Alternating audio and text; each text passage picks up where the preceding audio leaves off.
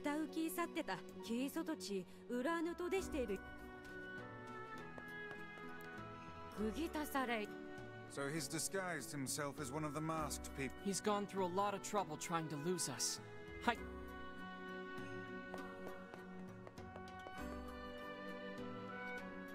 Hey, you! You're coming with us! Oh man, why you gotta be all like following me and stuff? Fine, let me just pack and then I'll... Oh my gosh, there's a giant shade behind you!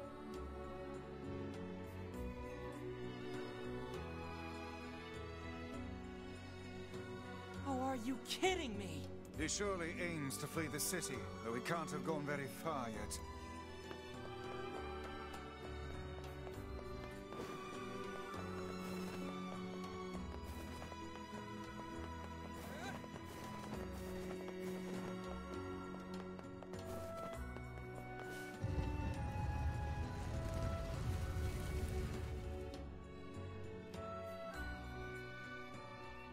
Oh man, again? Alright, fine, let me just... He's heading for the eastern road. We must catch him before he leaves the desert.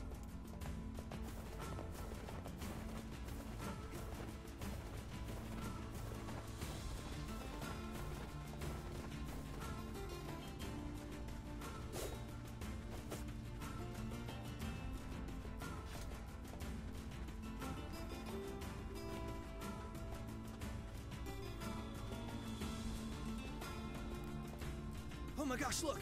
There's a huge pack of shades! I'm not falling for that again.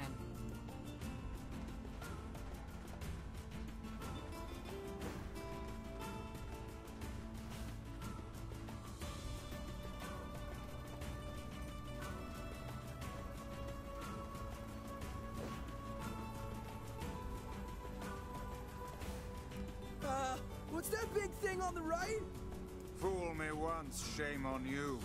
Fool me twice, and I shall smite you with unholy magic.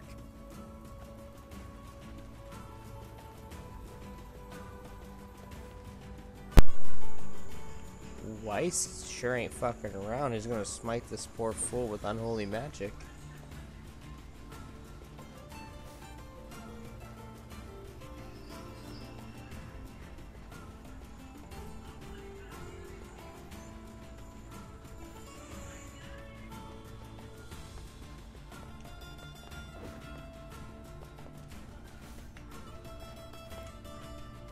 It's a pack of wolves, man! I told you, I'm not falling for... Oh crap, it is a pack of wolves.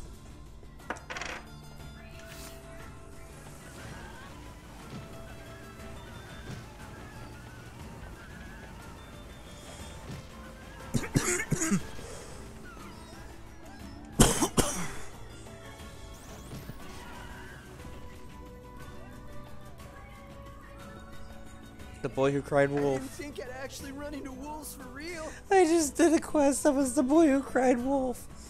He was telling me there were shades and shades and shades, and then a pack of wolves attacked. And I turned around and was like, oh crap, there is a pack of wolves. Are you ready to go home yet? Hell yeah, man! This adventure stuff's like way too scary for me. From now on, I'm gonna stick close to home and stuff. Good. Now let's go tell the family.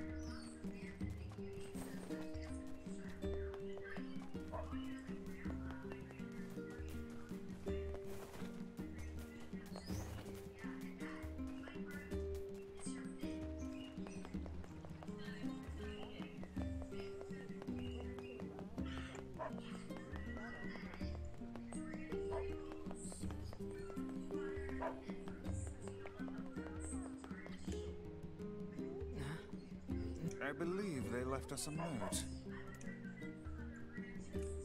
Thanks to your help, my son has returned to take up the family business. We have decided to move to a new land to begin anew and thoroughly train him to carry on the family name. That's sort of anticlimactic. I wonder what the business was anyway. Hey, are you friends with the people who lived here? No, not really. Why? Because the goddamn bastards borrowed money from everyone in the village and then skipped town. Apparently their son ran away because he wanted to escape a life of crime. But then some idiot brought him back. Well, I guess we know the family business now. To think we did not even get paid for this absurd misadventure. Oh well. Perhaps we should tally it up as an expensive life lesson and move on.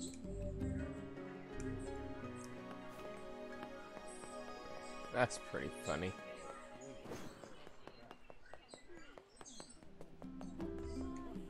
A little fucked, but funny. Doesn't look like I have any work. Alright.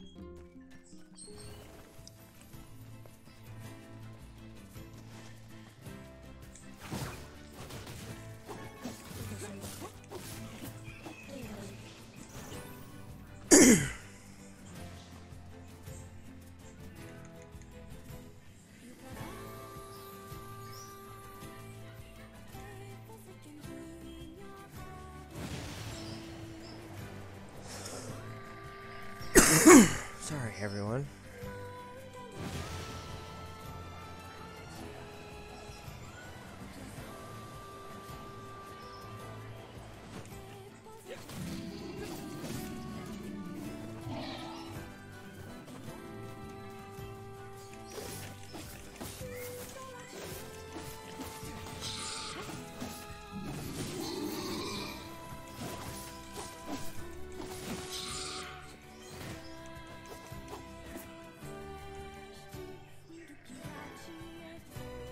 Beat up the boar.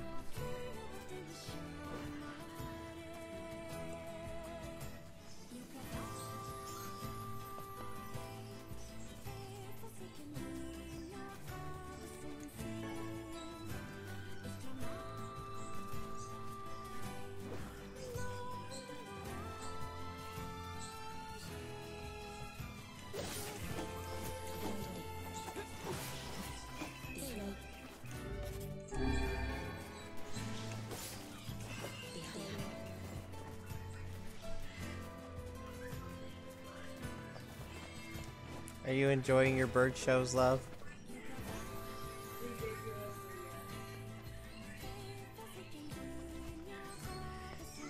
Could you turn it down just a wee little bit? Can you turn it down just a wee little bit?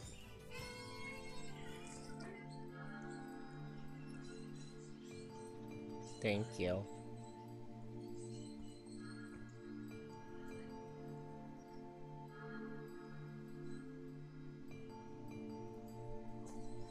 It sure is quiet here. Such silence bodes ill. There's trouble on the way. I'm certain of it. You know, a little optimism now and then wouldn't hurt, Vice.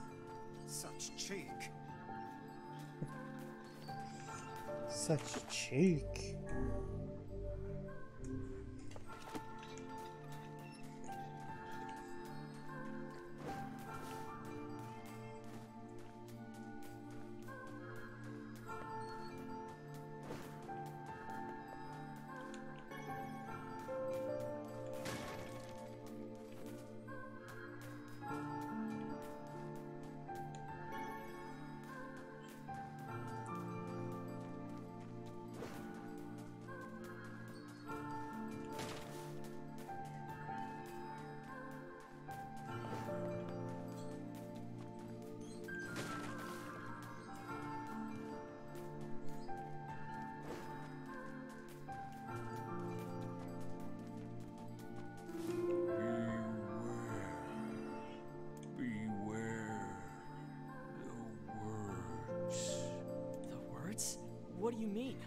Contagious words. Those who dream. Those who dream? Hold a moment. There is a strange new sensation in my mind.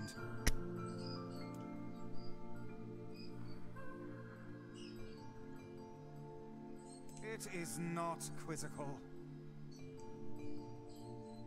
What's going on? The villager's body shuddered as he slowly opened Perhaps his we eyes. should start by asking this man. Who are you? We heard something happened to this village, so we came to see if we could help. The mayor stared at Replica and Weiss. If you can speak to me, I must have caught you in my dream. In your dream? The mayor explained. In the past weeks, a mysterious disease called the Death Dream had spread across the forest of myth. Those who caught it were cursed to fall asleep and live forever within the world of their own dreams. The village mayor had determined the Death Dream was spread from person to person by spoken words, but before he could learn more, the disease took him as well. We stared at the mayor, his mouth twitching Now slightly. see here. Are you saying that we have been absorbed into your dream? Well, yes. I think you have. In other words, we've caught the death dream? Before the mayor could confirm Replica's suspicion, Weiss exploded with rage. Ridiculous, preposterous, completely unfathomable on every conceivable level. I don't even recall falling asleep. That's just how the death dream works. Though polite, the mayor was clearly trying to brush aside the book's My remarks. remarks are not to be brushed aside, fool. The mayor twisted his mouth into an embarrassed grimace, then quickly changed the subject to who Replica had seen and what they had discovered since coming to the village. Something there must have caused you to enter my dream. A certain conversation, a specific word, something. Replica and Weiss racked their brains, but could find no easy solution. There were simply too many words to consider, too much random chatter, too many meaningless conversations. Weiss does not engage in meaningless conversations.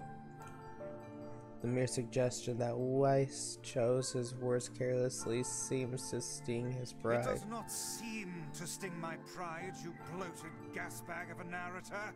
It has demolished it utterly. Irritated, Weiss looked skyward, as if searching for answers in the I heavens. was doing no such thing. Just leave me alone already.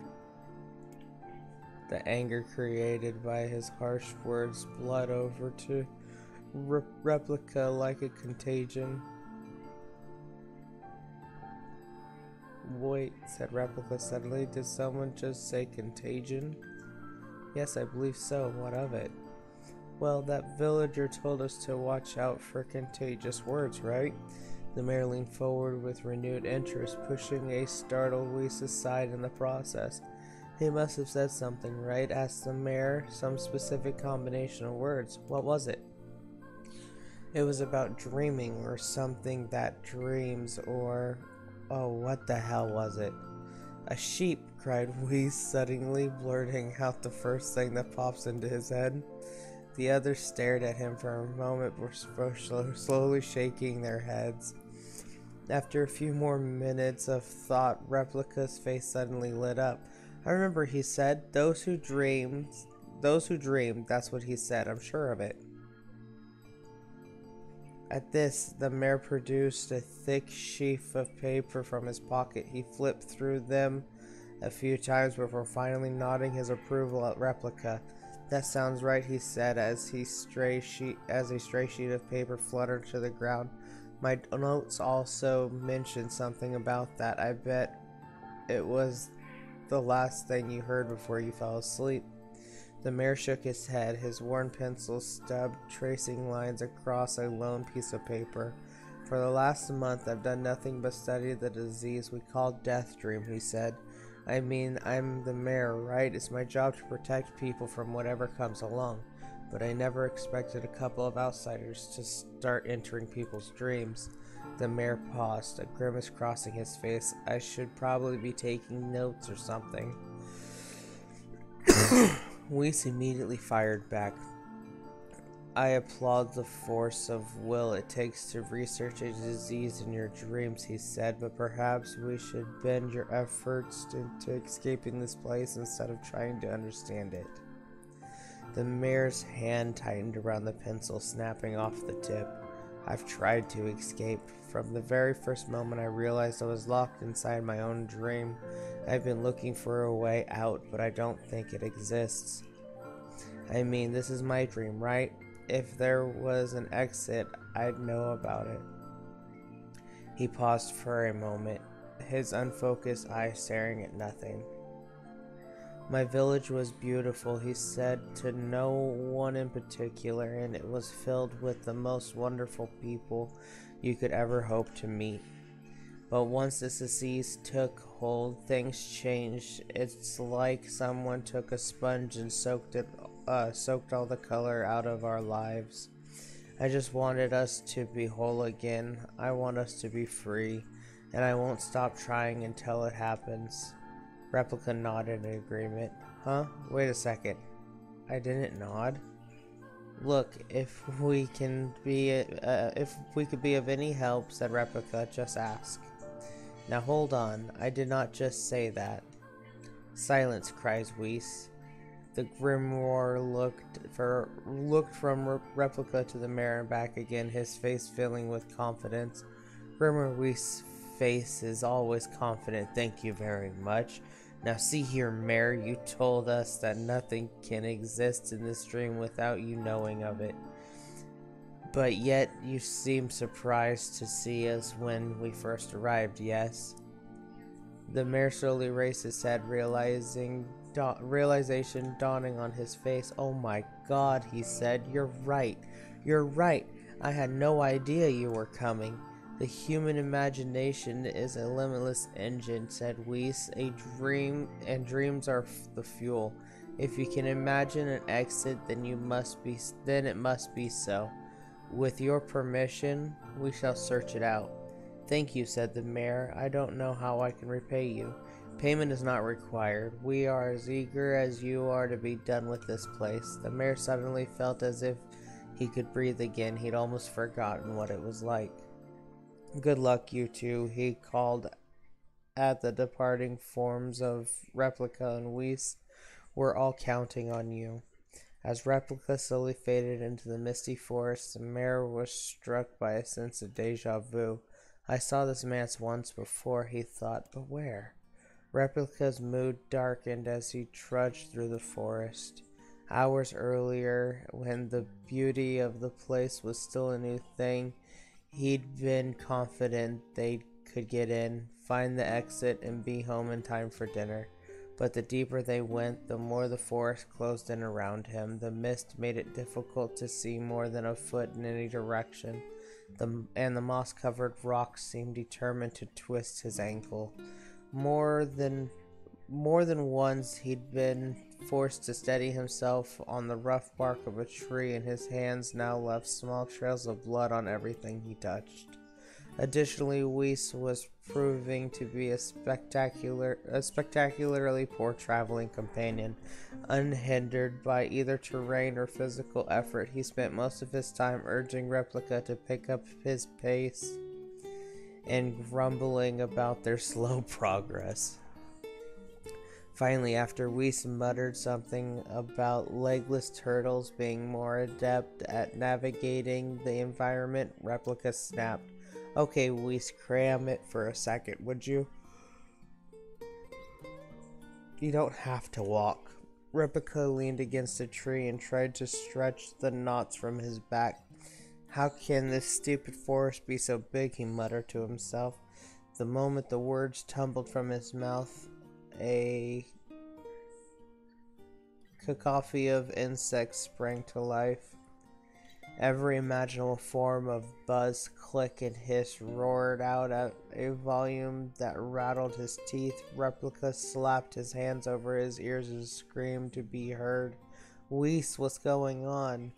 Replica could see Whis' mouths moving, but he might as well have been shouting in a tornado. The insect screamed, the forest howled, and then just as Replica's ears seemed ready to tear from his head and go running for cover, the sound diminished. Hesitantly, he removed the hand from his left ear and listened to the creatures of the woods. Zree, zree, zree, zree, shuck, shuck, shuck, shuck. Oh, whatever.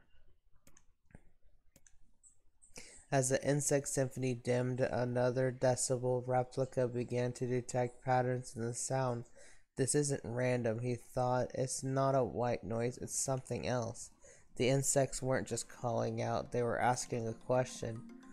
One with it is lacking, 2 with it is ideal, 3 with it is dangerous. What is it? By my pages, is this a riddle? I guess so. I mean, I feel sort of forced, but maybe it's the key to getting out of this place. Then I leave it to you to answer. 1 with it lacking, 2 with it is ideal, 3 with it is dangerous. What is it? 1 with it is lacking, 2 with it is ideal. It's a seesaw.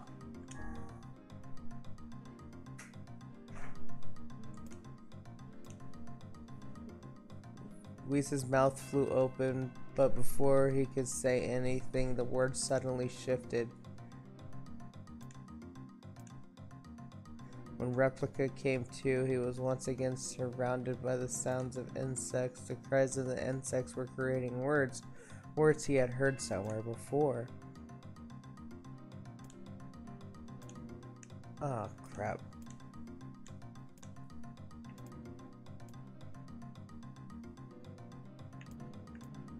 Maybe it's a secret?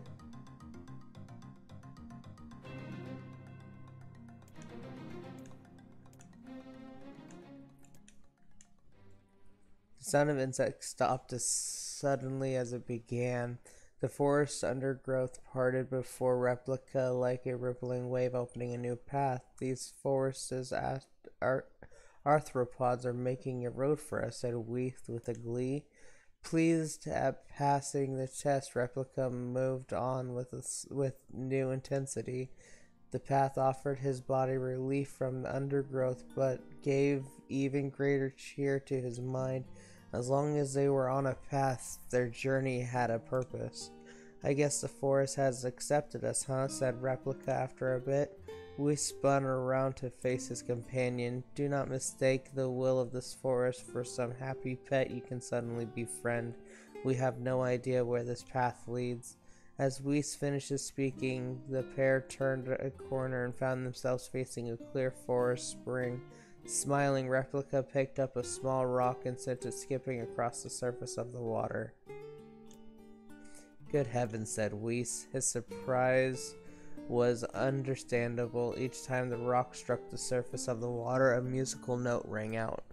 When the rock finally stopped moving and sank to the bottom of the spring, the ripples it left behind came together to form words. I enter through the window, but break no glass. When night falls, I vanish. What am I?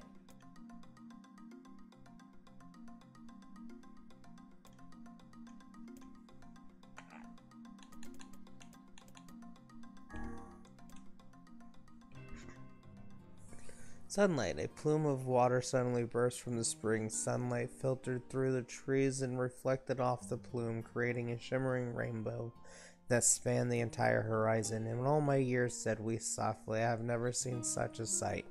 Perhaps I have misunderstood the intentions of this place.